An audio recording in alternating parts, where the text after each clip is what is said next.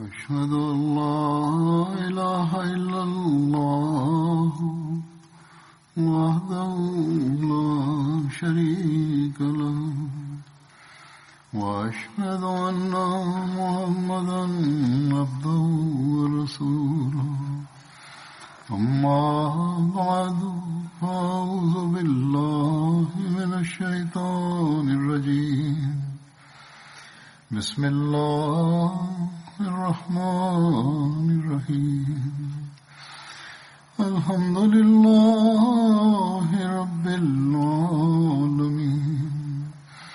الرحمن الرحيم مالك يوم الدين إياك نعبد وإياك نستعين اهدنا الصراط المستقيم صراط الذين أنعمت عليهم غير المغضوب عليهم ولا الضالين.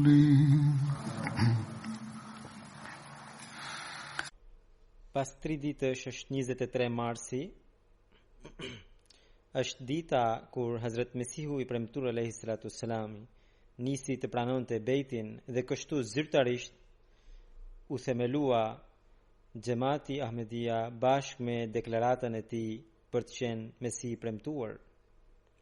Kjo ditë në Xhamat festohet si dita e Mesihut të premtuar. Mbajmë gjelse në vende të ndryshme ku hedhim dritë mbi deklaratën e Hazret Mesihut të premtuar alayhi salam dhe mbi qëllimet e ardhjes së tij. Pavarësisht se ka akoma 3 ditë, por nga që xumaja e ardhshme do të jetë pas kësaj date, mendova të udhës t'ju paraqes disa citime nga Hazret Mesihu i premtuar alayhi salatu wassalam në lidhje me këtë temë. Këtë vit, për shkak të përhapjes së virusit, ka mundësi që në shumicën e vendeve dhe xhamateve të mos zhvillohen mbledhjet, prandaj përveç hutbës sime në kanalin MTA do të keni transmetime të ndryshme për këtë temë. Çdo ahmedian duhet të përpiqet të ndjek ato duke qëndruar në shtëpinë e vet së bashku me fëmijët e tij. Hazret Mesihu i premtuar alayhi salatu wassalam u dërgua si shërbëtor i profetit Muhammed sallallahu alaihi wasallam për ta vjuar punën e tij dhe për ta përhapur fenë e tij. Në lidhje me këtë, ai thot: i dërgoi selavate profetit Muhammed sallallahu alaihi wasallam që në sajet të tij Allahu i Madhrishëm ngriti këtë xhamat. Të gjitha ndihmat e Zotit që e shohim janë bekime të atij profeti. Ai gjithashtu tha: unë dua t'ju them shumë qartë, dhe pikrisht kjo është edhe bindja dhe feja ime, se asnjë njeri nuk mund të gëzojë asnjë bekim shpirtëror pa e ndjekur profetin Muhammed sallallahu alaihi wasallam.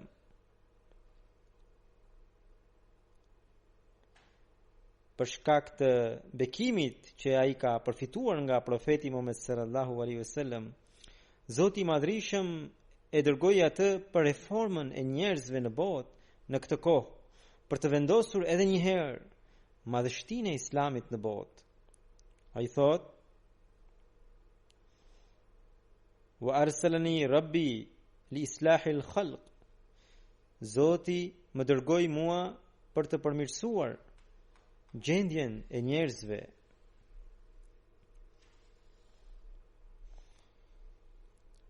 Diku tjetër, duke treguar qëllimin e ardhjes së tij, Hazret Mesihu i premtuar alayhi salatu wassalam pohon: unë këtë do ta them vazhdimisht dhe nuk mund të ndalem pa e treguar se unë jam ai që është dërguar në kohën e duhur për reformën e njerëzve, në mënyrë që besimi të vendoset edhe një herë në zemrat e tyre. Unë jam dërguar por si ai që ishte dërguar pas atij njeriu të Zotit, komunikuesit me Allahun, po ai që shpirti i të cilit u ngjit në qiell pas shumë sfilitjeve gjatë qeverisjes së Heroditit, pra Hazrat Isait alayhis salam. Pastaj duke deklaruar se Mesiu i premtuar për të cilin kishte parashikuar profeti Muhammed sallallahu alaihi wasallam erdhi në kohën e vet, ai thot: "Prandaj, o vëllezër, për hir të Zotit, mos u nxitoni dhe mos kundërshtoni. Ishte caktuar që unë t'ju paraqisja disa gjëra për të cilat keni qenë në gabim. Po të ishit në rrugë të drejtë, nuk ishte fare nevoja për ardhjen time. Unë e kam thënë se kam ardhur si biri i Merjemes për përmirësimin e këtij ummeti, mu ashtu siç Hazret Mesiu i biri i Merjemes kishte ardhur për përmirësimin e hebrejve. Pikërisht për këtë arsye jam i ngjashmi i tij. Unë jam i ngarkuar me të njëjtën punë siç ishte ngarkuar ai. Mesihu kur erdhi i pastroi hebrejt nga shumë gabime dhe mendime të pabaza. Njëra prej tyre ishte që hebrejt kishin varur shpresat me ardhjen e dytë në botë të profetit Elia. Njësoj siç muslimanët sot kanë varur shpresat me ardhjen e dytë të Mesihut, të birit të Merjemes, të dërguarit të Allahut. Atëherë Mesihu, duke pohuar se profeti Elia nuk mund të zbriste më prej qiellit, deklaroi se Jahja, i biri i Zakarias, është Elia dhe se kushdo që ka dëshirë ta pranojë atë. Kështu ai u largoi hebrejve gabimin e vjetër, por në këmbim mori nga hebrejt akuzat se ishte i pa fe dhe i larguar nga librat e shenjtë, por nuk kreshti për ta treguar të vërtetën. E njëjta gjë ndodhi me të ngjashmin e tij. Njësoj si Hazrat Mesihun, edhe mua njerëzit më akuzuan të isha i pa fe. A nuk është kjo një ngjashmëri e plot?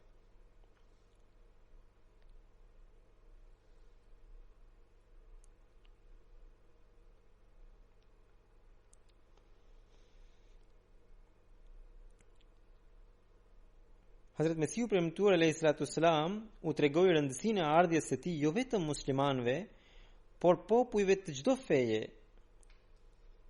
Në një vend ai tha: "Dua të bëj të qartë se ardhja ime prej Zotit të Madhërisëm në këtë kohë nuk është vetëm për reformën e muslimanëve, por për reformën edhe të muslimanëve, edhe të hinduve, edhe të krishterëve, pra të trija feve.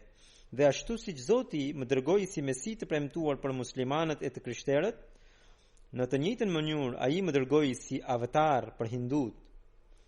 Unë e deklaroj prej më shumë se 20 vitesh se kam ardhur si Mesi i biri i Merjemes për të larguar gjunahet nga kjo botë, ku bota është zhytur. Jam edhe si Raja Krishna, i cili është një prej avatarëve kryesor të fesë hindu. Madje në këndvështrimin shpirtëror jam po ai. Kjo nuk është mendimi a hamendja ime, por këtë ma tregoi ai Zot që është Zoti i qiellit dhe i tokës, dhe jo një herë, por shumë herë duke thënë: "Ti je Krishna për hindut dhe Mesih i premtuar për muslimanët dhe të krishterët." Unë e di që me të dëgjuar këtë, muslimanët e paditur do të pohojnë me njëherë për mua: "Ky qafir haptas po emërtua ka veten me një qafir." Por kjo është shpallja e Zotit dhe unë nuk mund të ri pa e treguar atë. Sot është hera e parë që po e them këtë në një mbledhje ku marrin pjesë njerëzit kaq shumë në numër, sepse ata që janë prej Zotit nuk friksohen nga mallkimet e njerëzve. Këtë deklarat Hazrat Mesihu premtuar alayhi salatu wasalam e bëri në ligjëratën e tij në qytetin Sialkot, ku ishin mbledhur në një numër të madh muslimanët dhe hindut. Pastaj, duke treguar rëndësinë e ardhjes së tij, Hazrat Mesihu i premtuar alayhi salatu wasalam thot: çdo gjë që njeriu bën në kundërshtim me porositë e Zotit quhet mëkat. Shteti dërgon një ushtar të thjesht me një mesazh, dhe ai që nuk i bindet atij quhet fajtor dhe ndëshkohet.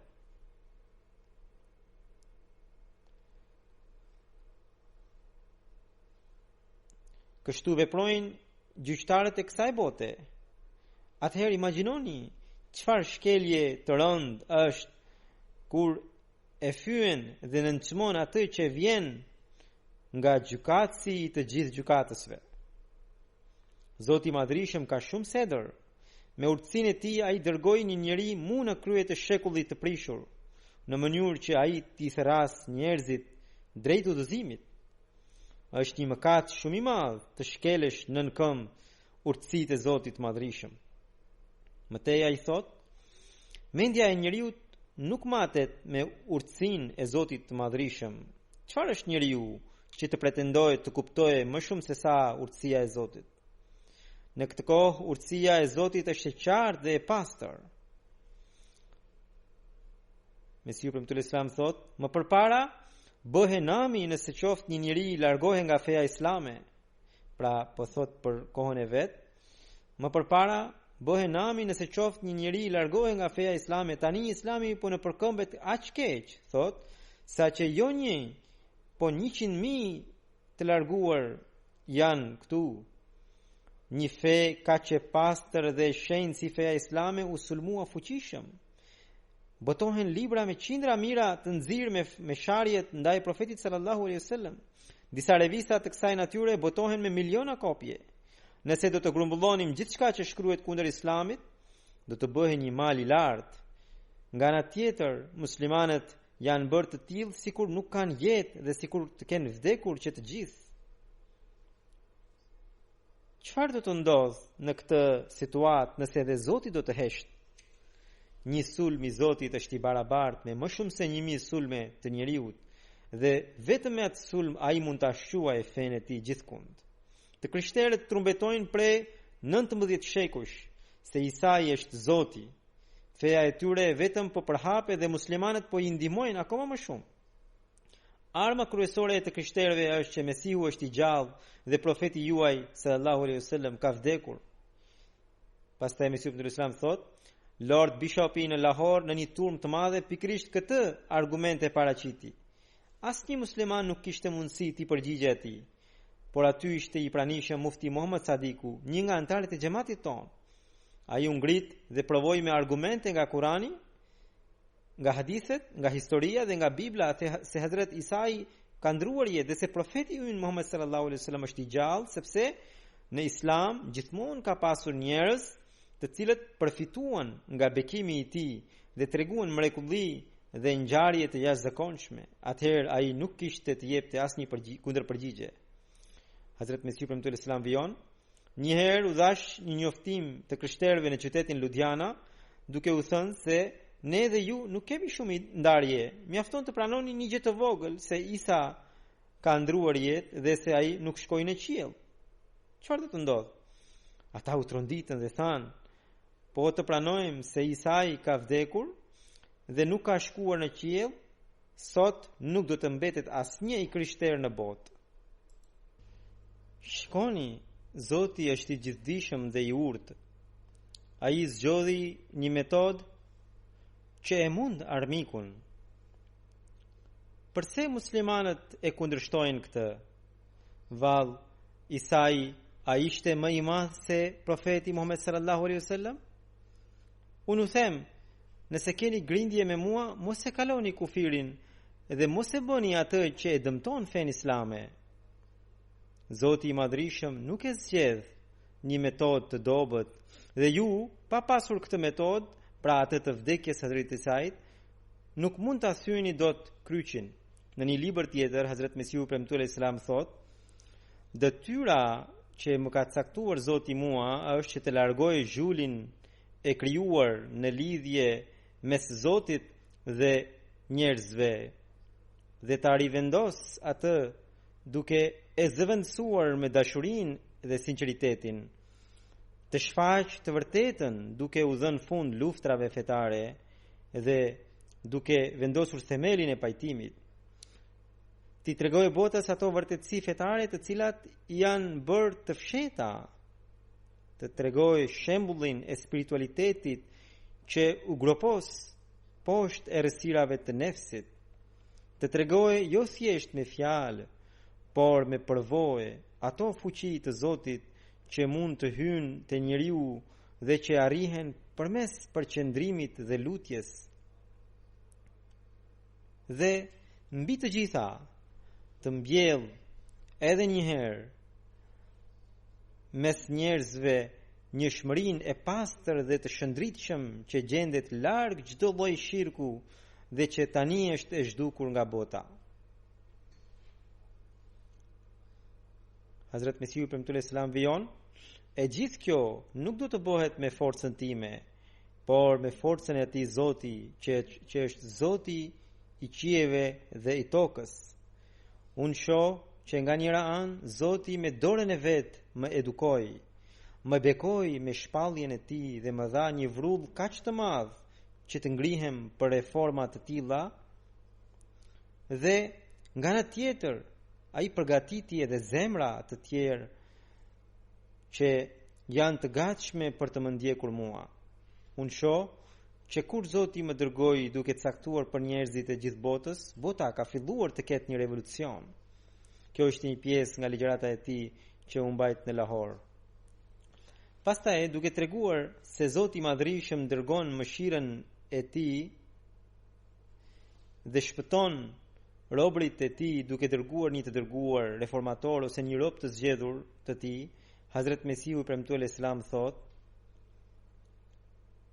praktika e hershme e Zotit të botëve është që kur një vështirësi a fatkeqësi arrin kulmin e vet në botë, mëshira e Zotit vjen për ta larguar atë. Sikundër thatësira që kur bie tej mase, sa që njerëzit vetëm sa vdesin, Zoti i Madhërisëm përmes bujarisë së tij lëshon shi. Po kështu, kur përhapet një sëmundje duke marrë qindra mira jetë njerëzish, del ndonjë erë ose zbulohet në një ilaç që e largon sëmundjen. Kur një popull vjen në kthetrat e një diktatori të egër, më në fund lind ndonjë i drejtë që u përgjigjet hallëve të njerëzve.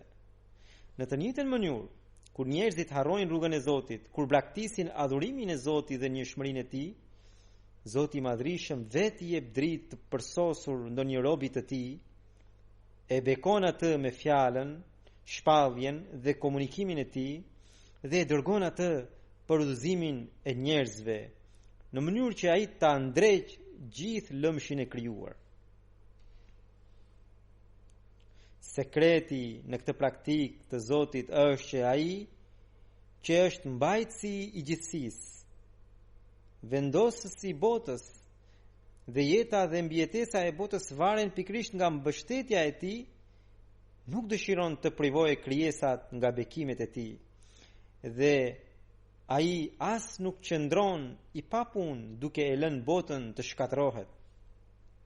Përkundrazi, në kohën e vet, çdo atribut i tij vepron menjëherë.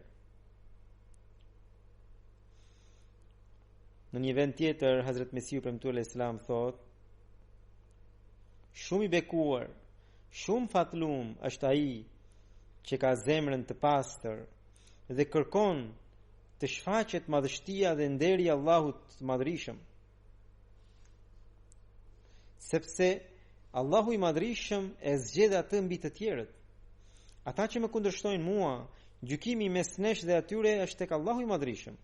Ai na e di zemrën, edhe neve, edhe atyre, dhe shikon se kush e ka zemrën për dynjan dhe për dukjen e saj, dhe kush është ai që i përvlohet zemra vetëm për Allahun e Madhërisëm. Mbajini mend mirë, ngritja shpirtërore kurse si nuk bëhet derisa njeriu nuk e ka të pastër zemrën. Kur pastërtia dhe delirësia lindin në zemër, ai vetvetiu fillon një forcë dhe ai vetvetiu, pra njeriu vetvetiu fiton një forcë dhe një fuqi për të përparuar. Më pas ai gjen çdo mjet për të ecur përpara. Shikoni profetin Muhammed sallallahu alaihi wasallam, ishte tërësisht i vetëm dhe po në atë pafuqi deklaron: Ja yuhannasu inni rasulullahi ileikum jamia. O njerëz, padyshim un jam i dërguar i Allahut për ju të gjithë. Kush mund të mendonte në atë kohë se deklarata e një njeriu kaq të shkrejt do të kishte sukses? Madje më njëherë pas kësaj ai u përball me kaq shumë vështirësi që ne nuk kemi hasur as një mitin e tyre. Pastaj, duke këshilluar në përgjithësi gjithë botën, Hazrat Mesihu premtuar Islam thot: Këshilla ime e fundit për ju është që merreni për besimin tuaj. Merreni me besimin tuaj. Të mos ndodhë që duke u treguar krenar dhe të shkujdesur, të dilni rebel në sy të Zotit të Madhrishëm. Shikoni, Zoti ju është drejtuar në një kohë në të cilën ju kishit nevojë për ndihmën e Tij, që ju të trashëgonit bekimet shpirtërore. Zoti e pa nga lart që njerëzit po e nëpërkëmnin atë të cilit ai kishte dhënë nder dhe po e shanin profetin që ishte më i miri për njerëzve, duke e quajtur keqbërës, gënjeshtar dhe trillues. Pra profetin sallallahu alaihi wasallam. Librin e tij që është Kurani famulart, njerëzit e përmendin me fjalë të padenja, duke e cilësuar si fjalë njeriu. Në këtë situatë, ai e mbajti mend premtimin e tij.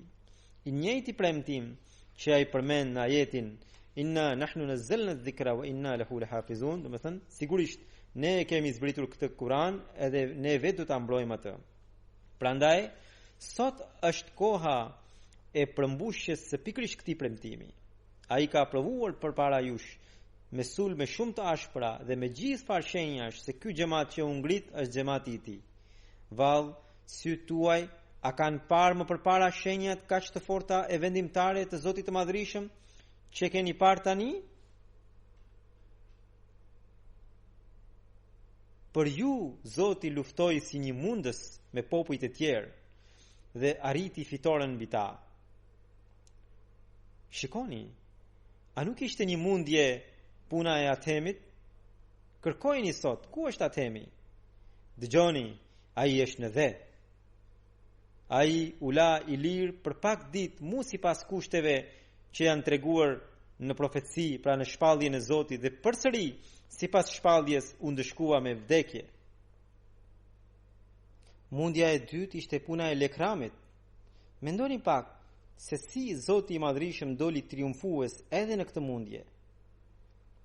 E keni parë me sytë tuaj se siç ishin përmendur detajet në profecinë e shpallur prej Zotit, të gjitha u plotësuan një për një.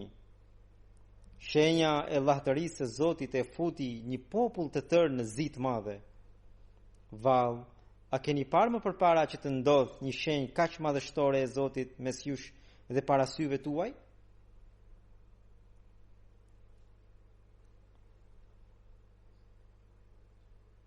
Pra, Huzuri përmend njerëz të cilët erdhën u përballën me Mesionin premtues sallallahu alajhi wasallam dhe u mundën.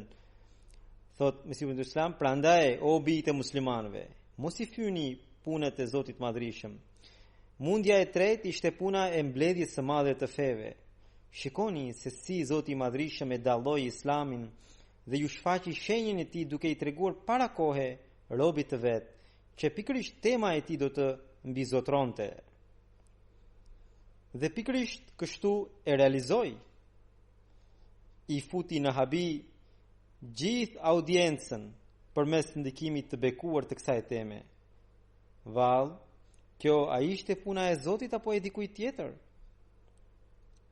Pra, Mesiu premtues Islam flet thot mbledhja e feve që përmendi Hazrat Mesiu premtues Islam është ajo ku lexuat tema e tij që sot është në formë libri Filozofia e mësimeve të Islamit. Zoti i Madhrishëm i kishte treguar para kohës se tema e tij do të mbizotronte, profecitë të cilën Hazrat Mesiu premtues Islam edhe e kishte botuar. Përfundimisht kur u lexua ajo, të gjithë njerëzit pohuan suksesin e pakrahasueshëm të saj. Hazrat Mesiu premtues Islam vijon. Mundja e katërt ishte gjyqi me doktor Martin Clarkun, në të cilin ishin bashkuar 3 popuj, arjet, të krishterët dhe muslimanët kundërshtar, Të gjithë u përpoqën të provonin se kam bërë atentat vrasje. Zoti i Madhrishëm para kohe më kishte treguar se ata do të dështonin dhe unë këtë shpallje u tregova rreth 200 njerëzve. Përfundimisht unë fitova. Mundja e pestë ishte gjyqi me Mirza Ahmed Begun e Hoshiarpurit. Të afërmit dhe shokët e tij talleshin me Islamin dhe disa prej tyre që ishin bërë renegat, pra që ishin kthyer nga feja islame, e kundërshtonin ndyrazi Kuranin e shenjtë dhe e fyenin Islamin vazhdimisht.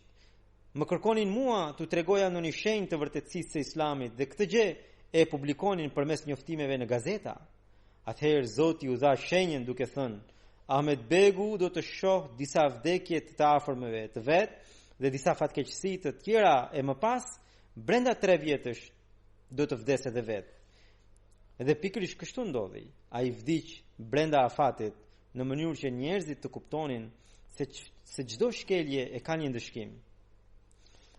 Kështu që Hazrat Mesihu premtuar Islami tërhoqi vëmendjen gjithë botës që të mos luftojnë me të dërguarin e Zotit. Kur Allahu i Madhrishëm dërgon dikë, ai edhe ndihmon atë duke shfaqur shenjat. Hazrat Mesihu premtuar Islam thot: Allahu i Madhrishëm më tha me fjalë jashtëzakonisht të fuqishme: në botë erdhi një alarmues, por bota nuk e pranoi atë. Por Zoti do ta pranojë atë dhe do të shfaqë vërtetësinë e tij me sulme shumë të ashpra. Pra, sot xhamati Ahmedia që është përhapur në më shumë se 200 vende të botës, njofton tërë botën se Allahu i Madhrishëm po provon në mënyrë të vjueshme vërtetësinë e Hazrat Mesihut të premtuar Islam. Allahu i Madhrishëm na mundsoft të përhapim siç duhet edhe ne misionin e tij. Bëft edhe të tjerët që të bashkohen me të, na e forcoft besimin dhe bindjen dhe na mundsoft të kuptojmë përgjegjësitë tona. Tani dua t'ju tregoj disa opinione dhe analiza të njerëzve të botës në lidhje me epidemin që u përhap në këtë kohë në gjithë botën. Philip Johnson në Daily Telegraph me datën 18 mars 2020 shkruan: Netflix dhe platformat e tjera raportojnë se një prej filmave më të shikuar në këtë kohë është Contagion, një film i vitit 2011. Komploti i filmit ka të bëjë me përhapjen e një virusi, përpjekjet e dëshpëruara të studiusëve të mjekësisë dhe nga zyrtarët e shëndetit publik për të identifikuar dhe përmirësuar sëmundjen, humbjen e rendit shoqëror dhe më në fund prezantimin e një vaksine për të ndaluar përhapjen e saj. Ai shton: Mendoj se nëse predikimi ynë për filmat apokaliptik është një reakcion ndaj një periudhe të gjatë stabiliteti dhe prosperiteti, i cili të paktën në perëndim, shumica prej nesh kanë supozuar me vetkënaqësi se do të vazhdonte përgjithmonë. Është jashtëzakonshme të mendosh, thot ai, që vetëm në 2 javë bota jon është kthyer tërësisht përmbys. Thot, të gjitha planet tona janë stopuar. Shpresat tona për të ardhmen janë bërë të pasigurta. Ai më tutje shkruan: as kërcënimi i dimrit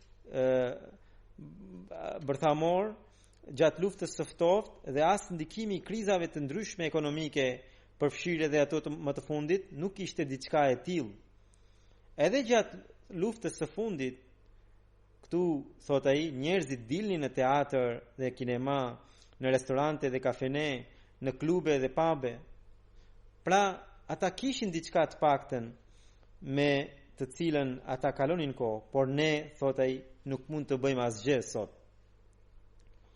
Thot, shumica prej nesh që janë rritur pas luftës së dytë botërore, kemi pritur një gjendje të qëndrueshme prosperiteti, stabiliteti dhe kënaqësie, gjë që shumica e gjeneratave të mëparshme kur nuk e imagjinuan të mundshme, dhe as nuk ishin në gjendje të mendonin diçka të tillë.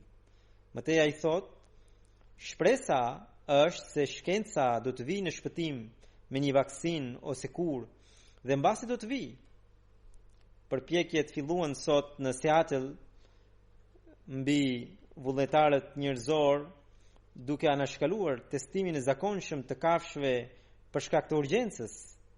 Por lajmi i keq do të duhen muaj, pra disa muaj për të ditur nëse do të funksionojë vaksina apo jo.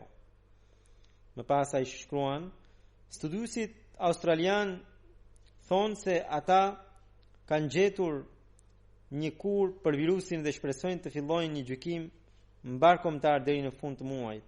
Më pas ai shkruan, përgjatë historisë njerëzit ju mbështetën besimeve të tyre për të dalë nga ngjarjet si kjo dhe për t'i dhënë kuptimin asaj çka ndodhi me ta dhe me të dashurit e tyre. Ateistët prirën të marrin një pikpamje laike, humaniste në parim, një pikpamje iluministe, që proceset e natyrës gjithmonë mund të përmirësohen nga përpjekja e njeriut dhe se nuk është e nevojshme ta lidhim këtë me fatin ose me mallkimin e Zotit. Pra, ai thot kështu mendojnë ateistët. Më pas, analisti vijon, sa shumë herë kemi dëgjuar njerëz që thonë gjithçka do të rregullohet, sepse shkencëtarët do t'ia dalin, qoftë në lidhje me ngrohjen globale ose pandemin. Jemi gati të zbulojmë nëse një optimizëm i tillë është i justifikuar apo jo. Nëse nuk është kështu, ai thot, më duhet të kthehem në kish. Pra, e ka fjalën që nga që tani gjendet larg fesë, larg Zotit për shkak të provave që ai ka në dispozicion sipas tij, por nëse nuk do të ndodhë ashtu siç thonë shkencëtarët, ai thotë se detyrohet të kthehet te feja. Në këtë mënyrë, virusi i detyroi njerëzit të mendojnë të kthehen te Zoti. Por Zoti i vërtet dhe i gjallë gjendet vetëm në Islam, në të cilin ai ka deklaruar se kushdo që vjen në rrugën e tij, ai ja tregon rrugën. Për ata që shkojnë një hap tek ai thot se u afrohet shumë hapa dhe i ka përdore. I fton për t'i marrë në mbrojtjen e vet. Në këtë situatë, ne duhet të përmirësojmë veten tonë nga njëra anë dhe nga ana tjetër duhet të bëjmë më shumë ndikuese mënyrën tonë të tabligut. Kemi nevojë t'i tregojmë botës për Islamin më shumë se përpara. Çdo ahmedian duhet përpiqet t'i tregojë botës për rreth që nëse doni të shpëtoni, njihni krijuesin tuaj. Nëse doni një fund të mbar, njihni krijuesin tuaj, sepse pikrisht ai ka në dorë fundin e mbar. Nëse doni një fund të mbar, atë adhurojeni pa shoqëruar dikë me të dhe shërbejuni krijesave të tij siç duhet. Kjo duhet të jetë përpjekja e gjithë secilit prej nesh. Zoti na e mundsoft këtë. Fatkeqësi do të vijojnë në botë. Dhe edhe vetë njerëzit e botës pohojnë se këto do të shtohen. Prandaj, si që thash më herët, kemi nevojë të punojmë për fundin ton të mbar, që edhe ne të tërhiqemi drejt Zotit e t'i tregojmë edhe botës se fundi i vërtet është fundi që vjen në botën tjetër. Dhe për këtë atyre do të duhet patjetër të vinë drejt Zotit. Një tjetër analist në një artikull të tij të botuar në gazetën The Times të datës 6 mars ngriti alarmin se viruset e rrezikshme ka shumë mundësi të psojnë mutacione gjenetike, duke i bërë ato më të shpeshta, gjë që mund t'i hap rrugën për të përhapur në vitet e ardhshme një tjetër coronavirus në botë. Sipas tij, ndoshta pas çdo 3 vjetësh bota do të ketë një sëmundje të re. Edhe gazeta Bloomberg në një postim të saj shkruan: shkencëtarët mund ta amposhtin koronavirusin, megjithatë njeriu do të mbetet në një luftë të pandalshme kundër sëmundjeve ngjitse. Në garën e evolucionit mes njeriut dhe mikrobeve po dalin në krye këto të fundit. Sipas Organizatës Botërore të Shëndetësisë, që nga viti 1970 deri më sot, janë zbuluar më shumë se 1500 viruse të reja. Në shekullin 21, sëmundjet ngjitëse po përhapen më shumë se sa në të kaluarën. Më pas thot, sëmundjet ngjitëse që më përpara mbeteshin të kufizuara në një zonë të caktuar, tani më shumë shpejt marrin përmasa globale.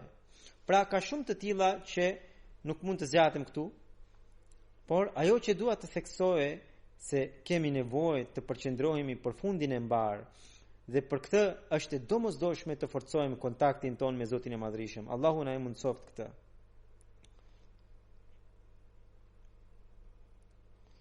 Unë kam dhënë udhëzime edhe më herët në lidhje me koronavirusin dhe do t'ju rikujtoja edhe një herë, pasi ai po përhapet me shpejtësi të madhe në të gjithë botën. Edhe këtu, pra në Angli, tani më është përhapur shumë. Qeveria po detyrohet të marrë masa të rrepta dhe ekstreme. Sëmundjet kur përhapen mund të përfshin çdo kënd. Prandaj çdo kush duhet të ketë kujdes. Prandaj zbatoni udhëzimet që ju jep shteti juaj.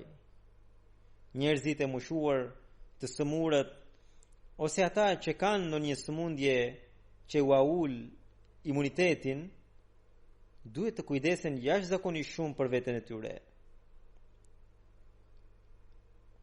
Të mushuarit të dalin sa më pak nga shtëpia, siç e thot edhe qeveria këtu, përveç atij që gëzon një shëndet të mirë, të tjerët më mirë të rinë brenda. Kini kujdes edhe për ardhjen në xhami. Xhumat falni në xhamin tuaj të zonës. Edhe pjesëmarrja sot në këtë xhami tregon se shumica e njerëzve po e falin xhuman në zonat e veta. Edhe kjo do të vijojë vetëm deri në kohën kur shteti e ndalon edhe grumbullimin e njerëzve për namazin e së premtes. Gratë nuk duhet të vinë në xhami këto ditë, të cilat më përpara vinin me gjithë fëmijët.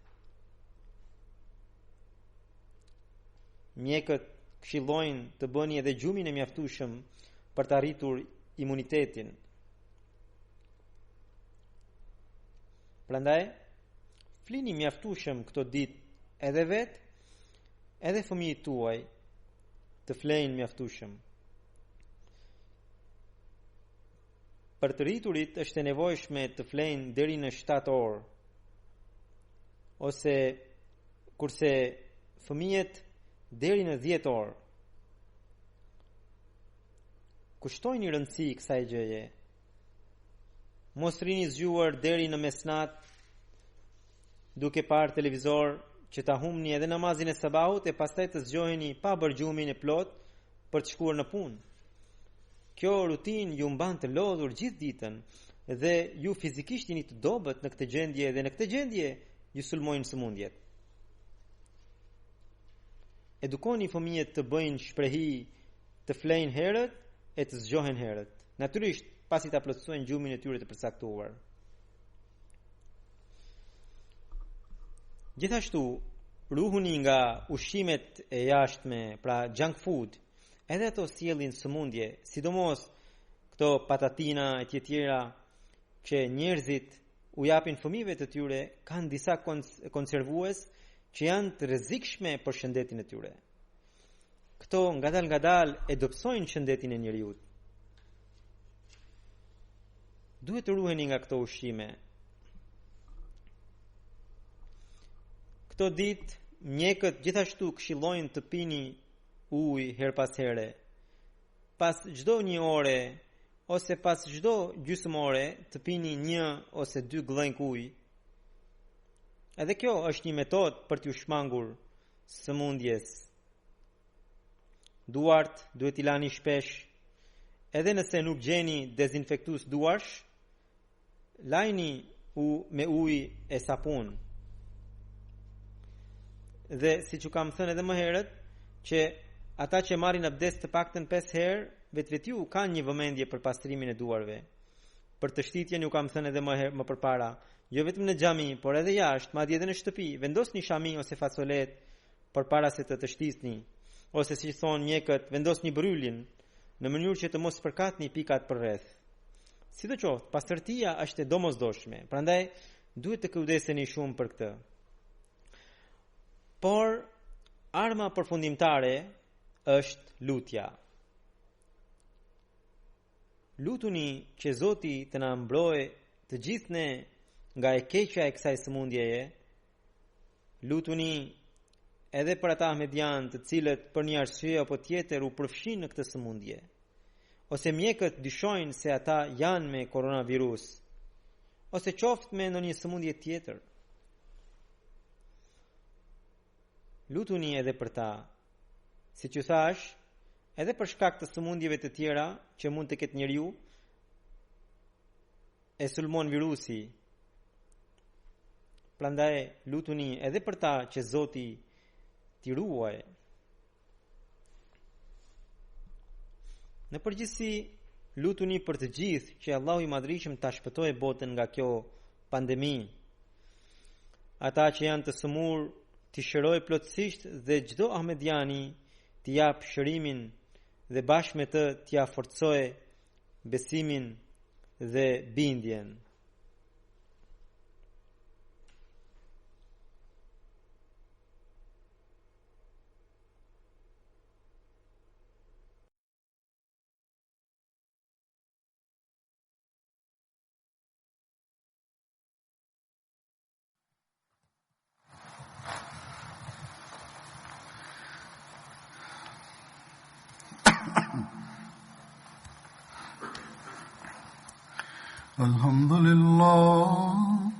الحمد لله نحمده ونستعينه ونستغفره ونؤمن به ونتوكل عليه ونعوذ بالله من شرور أنفسنا ومن سيئات أعمالنا من يهده الله فلا مضل له ومن يضلل فلا هادي له ونشهد أن لا إله إلا الله ونشهد أن محمدا عبده ورسوله عباد الله رحمكم الله إن الله يأمر بالعدل والإحسان وإيتاء ذي القربى وينهى عن الفحشاء والمنكر والبغي يعظكم لعلكم تذكرون اذكروا الله يذكركم وادعوه يستجب لكم ولذكر الله أكبر